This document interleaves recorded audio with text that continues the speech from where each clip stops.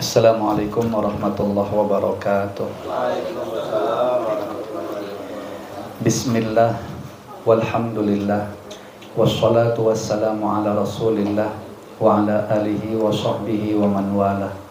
Allahumma salli wa sallim ala sayyidina Muhammadin miftahi babi rahmatillah adada ma fi ilmillah, salatan wa salaman daimaini bidawami mulkillah wa ala alihi wa sahbihi adada kulli dzarratin alfa marrah wala haula wala quwata illa billah, amma ba'da.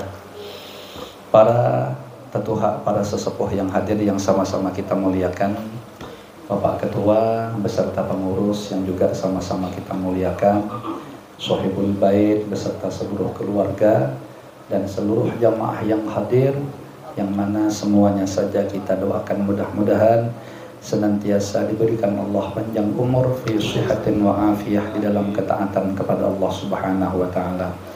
Allah mudahkan seluruh urusan-urusannya, Allah kabulkan segala hajat baiknya, Allah lancarkan rezekinya yang halalan thayyiban, Allah istiqomahkan menapak di jalan yang diridhoi oleh Allah dan Rasulnya, dan mudah-mudahan semuanya beserta seluruh keluarga senantiasa dilimpahkan Allah keberkahan hidup lahir batin dunia dan akhirat. Amin ya rabbal alamin.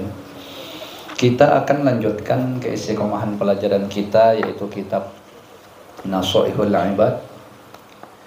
Fa insyaallah sampai halaman 131, betul ya? Yaitu makalah ke-31. Wabil isnadil ladzi yatasulu ilal musannif rahimahumullahu ta'ala wa nafa'ana bi ulumihim wa anwarihim wa asrarihim wa nafahatihim fid darain, amin.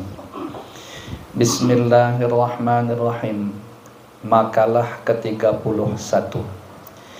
An Hatimin al-Asam annahu qala arba'atu asya'a la ya'rifu qadraha illa arba'atun. Asy-syababu la ya'rifu qadrahu illa syuyukhu, wal 'afiyatu la ya'rifu qadraha illa ahlul bala'i, was-sihhatu la ya'rifu qadraha illa al-marda, wal hayatu la ya'rifu qadraha illa al-mauta.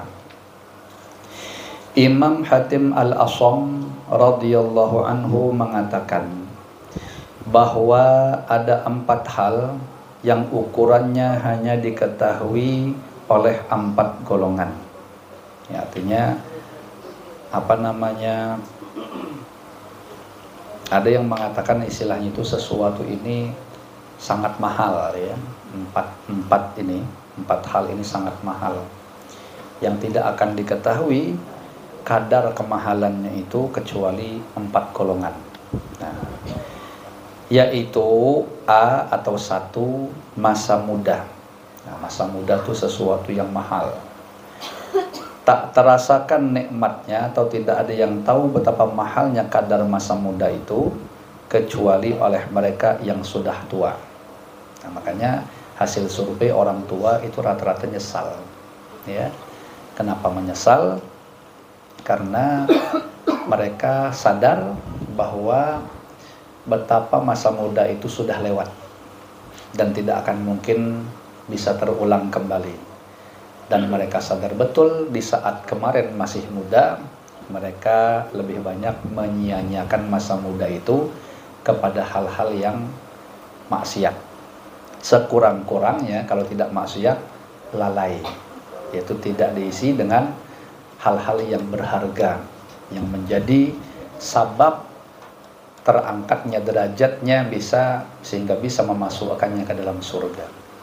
Nah, jadi karena keadaan masa muda itu diisi dengan maksiat sekali lagi, atau kalau tidak maksiat diisi suatu kesia-siaan.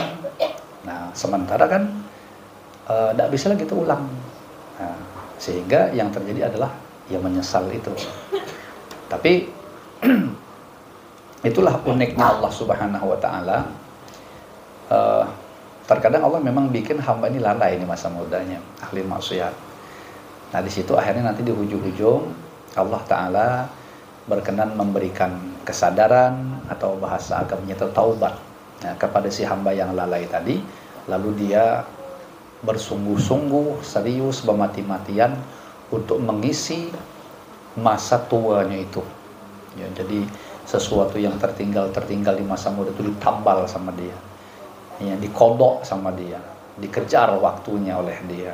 Nah, sehingga dia bisa menyusul, ya, atau menyempurnakan ketertinggalan tersebut. Nah, minimal itu adalah sesuatu yang baik.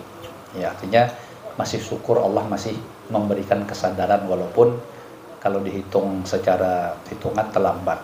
Tapi kalau Allah tuh berkenan menerima taubat hamba, itu tidak ada bahasa terlambat, ya.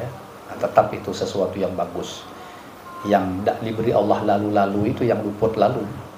Nah, udahlah di masa mudanya maksiat penuh, banyak dosanya, udah tuha, udah disadarkan pula sama Allah Ta'ala, tetap dalam keadaan lalainya, tetap dalam keadaan lengahnya, itu luput lalu-lalu namanya, ya.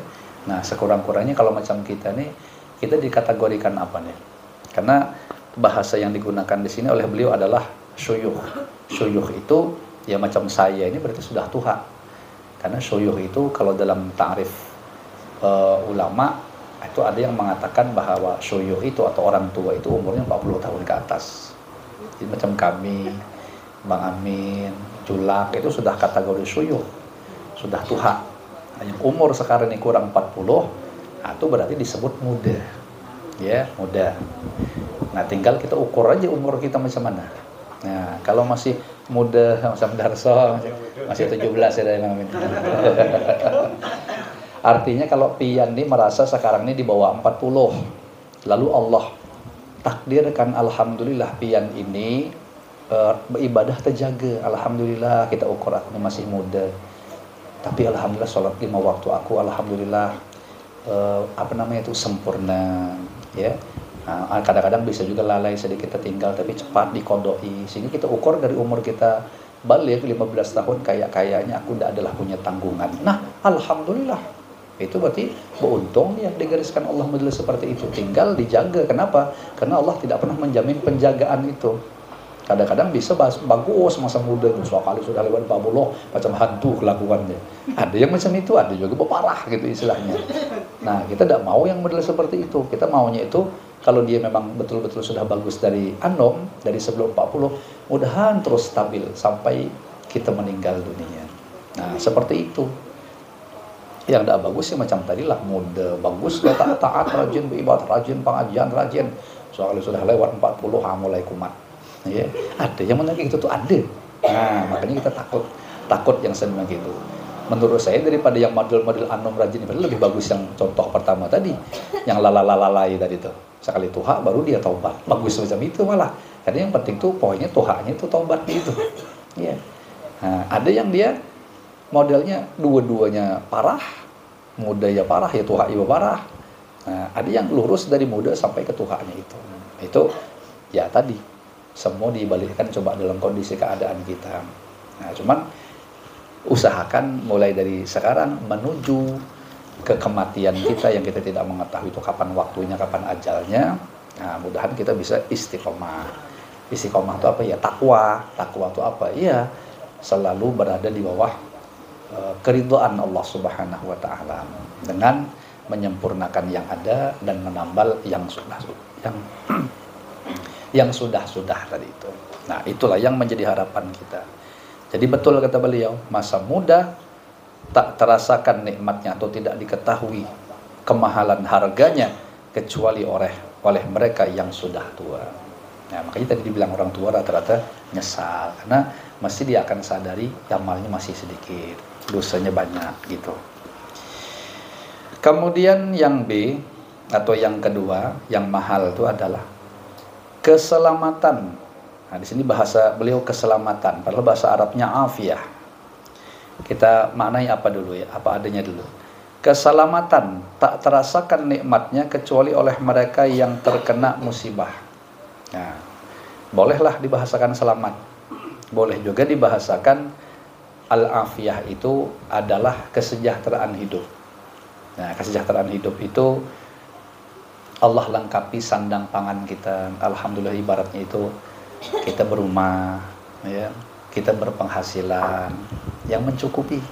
Nah, apalagi kita punya pekerjaan tetap. Pokoknya lengkap tuh misalnya. Yang umumnya orang menginginkan alhamdulillah kita punya, walaupun tidak konglomeratnya gitu, tapi kita tidak pernah terpusingkan ngurusi kebutuhan-kebutuhan kehidupan. Itu namanya dia dikasih afiah namanya itu. Nah, yang kayak gitu tuh karena kita ini sudah dikasih, kadang kita tidak ada merasa. Kapan kita akan merasakan betapa mahalnya yang sudah Allah kasih kepada kita? Nah, di sini disebutkan keselamatan atau afiah kesejahteraan hidup tadi tak terasakan nikmatnya atau tidak diketahui kadarnya, mahalnya, kecuali oleh mereka yang terkena bala musibah. Nah, kalau sudah itu disatu aja dicabut oleh Allah, baru berasa tuh. Ya. Makanya kan dicek satu-satu. Orang yang bisa merasakan mahalnya punya rumah tuh pasti bagi orang yang tidak punya rumah. Orang yang merasakan mahalnya pekerjaan tuh bagi pengangguran. Orang yang merasakan mahalnya berkeluarga tuh bagi orang yang tidak berkeluarga.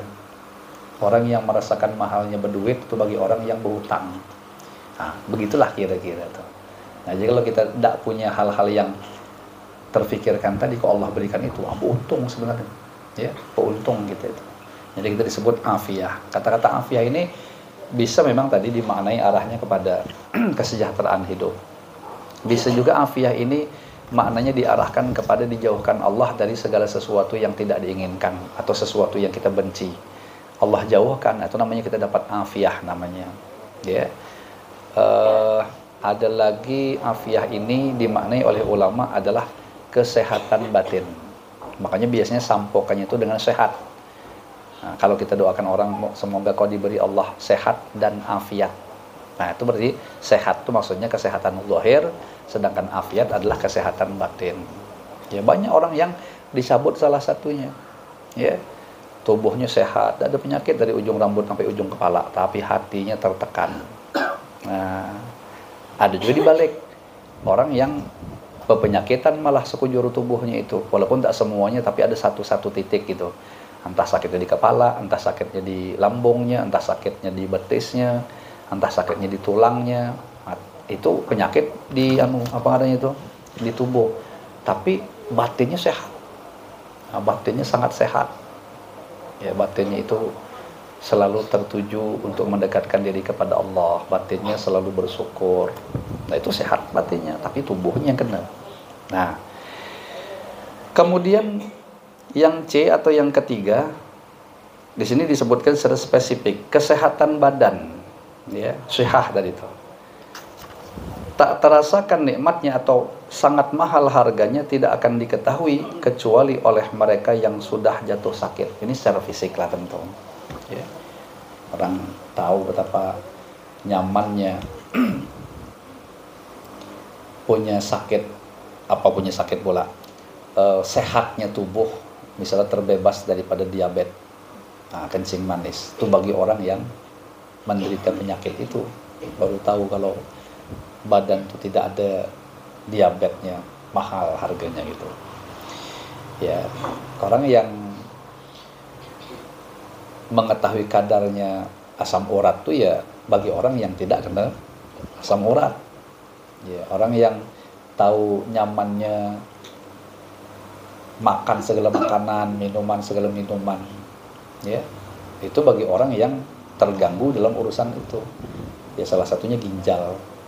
Ginjalnya biasa tidak boleh sembarangan makan sama minum karena penyaringnya sudah rusak, sehingga harus diganti dengan saringan berbentuk mesin. Ya, yang harganya mahal itu sekarang ini mau miliaran, ya kan? Nah, jadi kalau kita tuh ginjal kita tuh masih sehat, wah itu nyaman mantap apa saja. Tapi kalau sudah bermasalah, itu yang akhirnya harus melakukan cuci darah segala macam. Nah, siapa yang bisa mengetahui itu? Ya bagi yang kena tadi. Kalau bagi kita yang tidak kena ini, alhamdulillah tidak terasa mantap terus tadi itu. Ya. Dan yang D atau yang keempat, hidup tuh mahal harganya, tak terasakan nikmatnya. Maksudnya sangat mahal harga hidup itu, tidak akan bisa kita merasakan mahal harga hidup itu kecuali oleh mereka yang sudah mati. Nah, mereka yang sudah mati di kuburan itulah yang tahu betul harganya hidup. Jaka. Nah, seandainya saja mereka tuh diizinkan hidup kembali, pasti mereka rajin beramal. Pasti mereka akan mati-matian pokoknya memanfaatkan nikmat berupa waktu yang sangat mahal tadi itu. Nah sayangnya kita yang masih hidup nih, kita lalai ya. Itulah makanya di antara faidahnya kita disuruh sering-sering mengingat kematian. Aksiru dzikra hadimil laddat, kata Rasulullah, sering-seringlah kalian mengingat perkara yang memutus kelezatan. Apa tuh? Kematian. Kalau sakit bisa memutus kelezatan, tapi sebidang-bidang aja begitu. Kalau kematian tuh putus lalu-lalu, ya. Nah, kalau orang sakit, ya paling terputus dari makan. Nah, kalau orang yang kena musibah tadi paling terputus dari harta, dari keluarga. Tapi kalau mati ini semuanya kena. Keluarga putus, pekerjaan putus, duit putus, ya. Nah, segalanya serba putus tadi itu. Nah, makanya kita nih mudahan tadi itu ya disadarkan oleh Allah Ta'ala. Karena kita disuruh sering-sering mengingat kematian tadi. Dengan cara apa? Ya sering ziarah kubur salah satunya. Karena dengan ziarah kubur lah itu akan mencoba kita bertafakur memikirkan nasib kita sebagaimana orang yang ada di dalam kubur. Kalau kita ziarah ke makam wali, nah, itu kan mestinya kita ambil manfaat. Oh ya wali ini Masya Allah, tidak ada putus-putus orang ziarah ke sini. Baca silih berganti, baca yasin, baca tahlil. Nah kita kan berpikir tuh, ya Allah enaknya kalau hidup aku nanti kalau meninggal kayak wali ini pula juga. Bisa tak? Ya bisa, tidak mustahil. Ya, kenapa ya? Karena wali itu bagaimanapun juga makhluk Allah. Nah beliau diberi kelebihan karena kita tahu semangat juang beliau itu dalam selalu berada di bawah ketaatan kepada Allah. Nah cobalah kita ngikuti jejak beliau. Ikuti juga jejak beliau, rajin taat kepada Allah, jauhi maksiat. Nah, kita disebut bertakwa. Kalau kita disebut bertakwa berarti kita menduduki posisi mulia di sisi Allah. Sebagaimana Allah sudah bilang dalam Al-Qur'an, inna akramakum indallahi atqakum. Ya, sesungguhnya yang paling mulia di antara kalian itu adalah siapa yang paling bertakwa. Nah, walaupun secara makom kita mungkin belum tentu menyamai kedudukan wali yang kita ziarahi tadi, tapi paling tidak itu kita mencoba untuk mengikuti jejak beliau, menjadi orang yang mulia di sisi Allah Subhanahu wa taala. Nah, jadi kita kalau mulia di sisi Allah tuh apa? Yang di dalam Al-Qur'an tuh kayak dianggap yang syahid itu. Wala yahsabannal ladzina qutilu fi sabilillahi amwata. Janganlah kalian menyangka bahwa orang-orang yang meninggal di jalan Allah itu mati. Bal ahya, justru mereka itu hidup tetap, cuman pindah alam aja. Bal ahyaun inda rabbihim yurzaqun, mereka tetap diberi rezeki dari sisi Tuhannya. Nah, jadi seakan-akan tuh kalau kita mengikuti jejak beliau, hidup kita, walaupun secara zahir kita sudah meninggal dunia, tapi di sisi Tuhan kita senantiasa diberikan rezeki. Rezeki apa? Mungkin rezeki yang bersifat maknawi, ketinggian derajat, bagusnya tempat yang di alam barzah itu kayak seperti taman-taman surga dan lain sebagainya. Nah itu kenapa? Karena bagus berbisnis dengan Allah Subhanahu wa taala. Jadi sebenarnya kita di saat hidup ini disebut dengan bahasa berbisnis. Kita sebagai pedagang, Allah sebagai pembelinya. Kan ada ayat yang apa? Innallaha ashtara. Tunggu kita cek lagi, saya ngeradau pula ayatnya. Innallaha ashtara minal mu'minina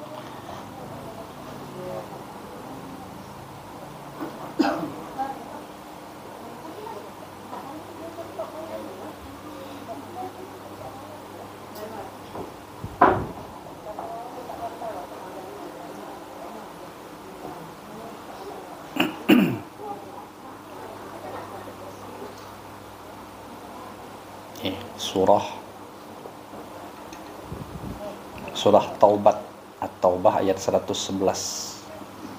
Nah, innallaha ashtara minal mu'minina anfusahum wa amwalahum bi anna lahumul jannah. Sesungguhnya Allah membeli dari orang mukminin itu diri mereka dan harta benda mereka Bi anna lahumul jannah, bahwasanya bagi mereka itu surga. Lihat kata-katanya jelas menggunakan bahasa membeli. Berarti pembelinya adalah Allah. Sedangkan yang menjual itu adalah kita. Padahal namanya jual beli itu masih ada modal. Si penjual kita modalnya pun dari Allah. Modal apa yang dari Allah? Diri kita. Macam mana kita berbisnis tuh?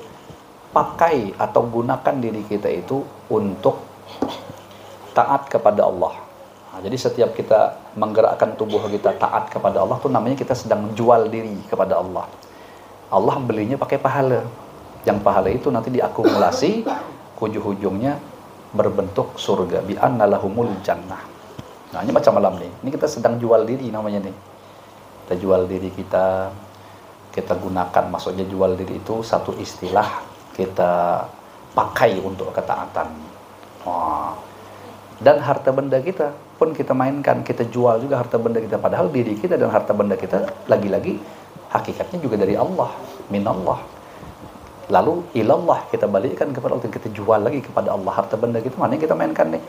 Ya mungkin ada yang sokongan atau beli minyak untuk kendaraannya sehingga berjalan ke sini. Nah, itu berarti dia berkorban menggunakan harta bendanya. Nah, macam sahibul bait menjual hartanya kepada Allah dengan menyiapkan konsumsi segala macam. Nah, itu namanya menjual harta kepada Allah. Allah beli itu, akan Allah bayar. Untuk sementara ini pakai pahala-pahala. Ya. Nah, nanti ujung-ujungnya saya katakan tadi, diakumulasi semua itu hasil penjualan kita kepada Allah Ta'ala dengan ketaatan-ketaatan pakai diri ataupun pakai harta tadi, bi anna lahumul jannah, bahwa kita akan mendapatkan yang namanya surga. Asalkan tadi dalam transaksi jual beli itu kan ada syaratnya diantaranya ikhlas, ya. Nah, jadi jual diri ini harus ikhlas, ya, jangan mengharap sesuatu selain keridhaan Allah. Harta kita gitu juga. Nah, jangan mengharap sesuatu dari penjualan harta kita kepada Allah tuh sesuatu yang bukan keridhaan Allah. Jadi itulah kita berbisnis terus sepanjang waktu. Ya. Nanti istirahat lagi ketaatan. Pokoknya saat kita taat tuh pakai diri atau pakai harta tuh namanya kita sedang menjual diri kita. Allah akan membeli itu. Nah, maka mintalah terus pertolongan kepada Allah Subhanahu wa taala supaya kita bisa jual diri kita itu dengan cara yang terbaik yang diridhoi oleh Allah Subhanahu wa taala. Kemudian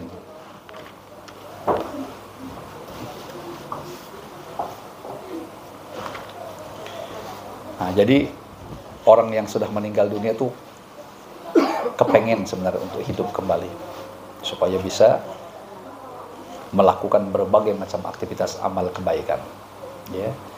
Nah, kita disuruh merasa-rasakan sekarang, mumpung masih hidup. Apa yang mereka sudah lewat, dah tidak bisa lagi ngerjakan, kita yang harus sadar bahwa kita masih diberi kesempatan, maka amalkan. Ya banyak sih, singgungan-singgungan yang Allah berikan kepada kita sebenarnya untuk jadi bahan renungan atau menjadi bahan tafakkur kita. Bahwa di sekitar kita Allah kasih sinyal-sinyal ya kepada kita betapa kita harus betul-betul memanfaatkan kehidupan ini semaksimal mungkin, mumpung istilahnya masih diberi kesempatan.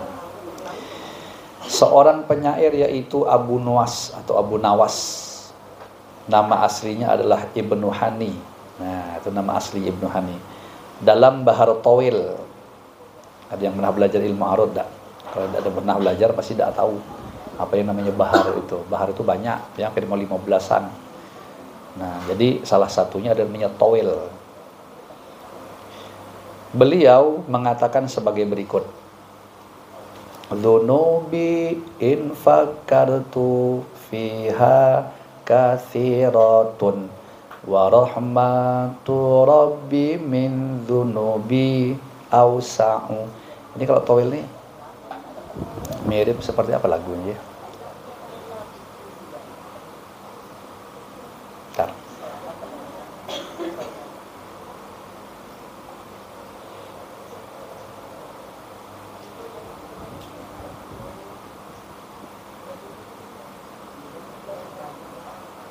Ya, model seperti tadi lah. Maksud saya ada lagu yang lain gitu seperti itu. Iya. Nah, ini hobi-hobi besar lah yang bisa paham.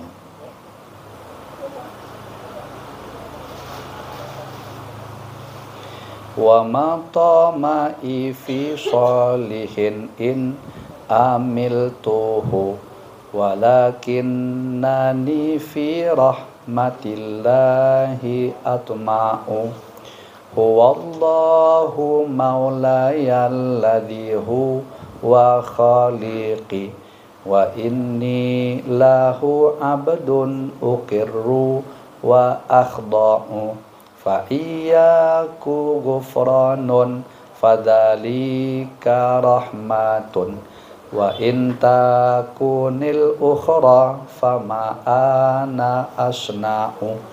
Ya, kayak itu, kayak ala la tanalul ilma illa bisitatin. Nah, itu Bahar Tawil sih, ingat saya tuh ya. Nah, coba nih dalam nih syair beliau ini. Apabila dosaku dihitung sungguh banyak sekali. Apabila dosaku dihitung sungguh banyak sekali. Tetapi rahmat Tuhanku lebih luas daripada dosaku. Aku tidak mengharapkan apa-apa dari amal baik yang aku lakukan. Aku hanya mengharapkan rahmat Allah. Nah, ini jelas nih, beliau tidak menyandarkan kepada amal beliau. Ya. Makanya kita juga disuruh jangan mengandalkan amal kita, jangan bersandar kepada amal, berpegang kepada amal. Wayahnya kita rajin beribadah kayak kuat harapan masuk surga gitu. Tapi pas tiba-tiba lalai, mulai down, mulai macam tidak pantas masuk surga. Itu tandanya kita mengandalkan amal kita. Padahal lagi-lagi mestinya kita jangan berpegang kepada amal. Nah, kita harus tetap bergembira dalam kondisi kita banyak beribadah ataupun sedikit beribadah. Tetap harus dalam kondisi stabil. Stabil gembira itu bukan karena amalnya itu tadi, karena Allah Ta'alanya itu yang menjadi Tuhan kita. Nah, jadi jangan mengandalkan amal. Ya. Kemudian yang diharapkan tadi apa? Rahmat Allah Ta'ala. Dialah Allah pengurus yang telah menjadikan aku, dan sesungguhnya aku baginya adalah seorang hamba yang mengaku banyak dosa dan merendahkan diri. Ya. Allah yang ngurusi kita nih dari sebesar-besar sampai sekecil-kecilnya. Kalau disebut kita ngurus itu cuma majazi saja, hakikatnya Allah yang ngurus. Toh kita tidak akan sanggup mengurus diri kita sendiri. Ya. Apabila Allah memberikan maaf, itu adalah rahmat. Apabila terjadi sesuatu yang lain, maka aku tak dapat berbuat apa-apa. Ya, katanya kalau Allah tidak memaafkan, ya aku tidak bisa apa-apa nih. Nah, di sini betapa beliau itu sangat mengharapkan rahmat Allah Subhanahu wa taala. Nabi sallallahu alaihi wasallam bersabda, anin Nabi sallallahu alaihi wasallam annahu qala man arada alla yuqifahu Allahu ala qabihi a'malihi wala yanshuru lahu diwanan falyad'u bihadzal du'ai fi duburi kulli salatin wa huwa Allahumma inna maghfirataka arja min amali wa inna rahmataka awsa'u min dhanbi Allahumma illam akun ahlan an ablugha rahmataka farahmatuka ahlun an tablughani li'annaha wasi'at kulla syai'in ya arhamar rahimin. Nabi sallallahu alaihi wasallam bersabda, barang siapa yang menghendaki agar Allah tidak menempatkannya dalam amalnya yang jelek dan dihapus catatan amalnya yang jelek tadi maksudnya, hendaklah ia berdoa dengan doa ini selepas sholat 5 waktu, yaitu mulai dari kata-kata Allahumma sampai dengan kata-kata ya arhamar rahimin tadi. Itu doanya tadi, Allahumma inna maghfirataka tuh. Nah, yang kalau diterjemahkan, ya Allah, sesungguhnya ampunanmu lebih diharapkan daripada mengharapkan amalku. Ya. Ini sebenarnya kalau saya bahasakan dengan gaya saya tidak kayak gini saya terjemahkan. Ya Allah, sesungguhnya ampunanmu lebih aku harapkan daripada amalku. Itu lebih simpel ya. Dan sesungguhnya rahmatmu lebih luas daripada banyaknya dosaku. Ya Allah, apabila aku bukan orang yang ahli untuk mencapai kasih sayangmu, maka kasih sayangmu adalah ahli untuk menyampaikan aku pada keridhoanmu. Karena sesungguhnya rahmatmu tersebar pada segala sesuatu. Wahai zat yang sangat kasih sayang kepada makhluknya. Betul nih ya. Ini apa ngarannya itu? Dia namanya aja doanya Rasulullah SAW kan. Itu beliau punya kata-kata yang luar biasa. Nah di sini betapa nampak sekali harap atau rojak beliau kepada Allah Subhanahu wa Ta'ala, terutama kepada rahmatnya. Nah, kenapa? Ya karena itu penting, rojak itu berharap itu supaya tidak terjadi yang namanya putus asa. Dan kita berharap hanya kepada Allah Subhanahu wa Ta'ala, tidak ngandal-ngandalkan yang selain Allah Subhanahu wa Ta'ala. Bapak Ibu yang dirahmati oleh Allah Subhanahu wa Ta'ala, kemudian makalah ke-32, wallahu alam bissawab. Kita cukupkan lah ya. Mudah-mudahan yang seada-adanya ini walaupun sedikit dijadikan oleh Allah Ta'ala menjadi ilmu nafi', manfaat berkah dunia akhirat untuk kita semua. Amin ya rabbal alamin.